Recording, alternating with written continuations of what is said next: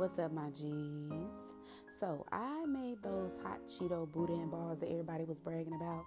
I started with 1 cup of rice, 1 cup of water, a tablespoon of chicken bouillon, a tablespoon of tomato chicken bouillon, and a tablespoon of minced garlic. Cook my rice in my rice cooker. Then I got started on the meat portion.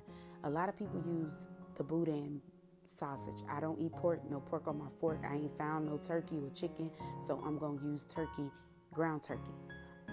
I added some onion to my ground turkey, and then I used my taco seasoning mix.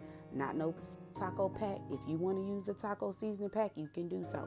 But if you don't and you just want to use the seasonings that's in the pack, use some sea salt, black pepper, garlic powder, onion powder, chili powder, cumin, and some minced garlic. I went ahead and took that cooked ground turkey meat, that rice, put it in a bowl with some cream cheese, and then I shredded up some cheeses on the side, white sharp cheddar and white smoked Gouda, and I also put some mozzarella pearls in there because I couldn't find no block of mozzarella, and I really wanted to shred my own mozzarella, but I couldn't find none. So that's what I used. I formed these into the balls that I wanted, the size that I wanted, put them in the freezer, and while that was in the freezer, about 10 to 15 minutes, I went ahead and made my Alfredo sauce because I want to dip it in something.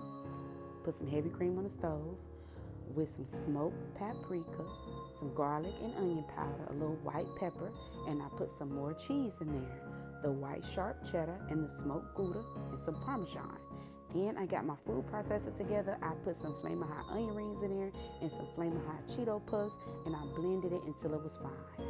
I took the Cheeto balls out the freezer, put them in the flour first, then I put them down in the egg, and then I put them in the flaming hot mixture.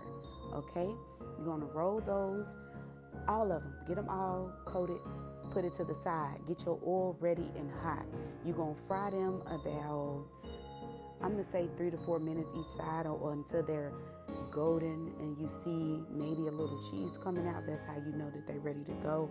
You can put yours on a cookie sheet with a wire rack and let it drain. But I put mine in a bowl with some paper towels and I enjoyed it. This is a good, fun little recipe that you can do with the kids and they'll enjoy making it. But all I ask is that y'all stop playing with me. Y'all stop playing with me. This easy recipe, I hope y'all enjoy. I hope you make it. Y'all have a wonderful day. Stay blessed and stress less. Who taught you that? I'm gone.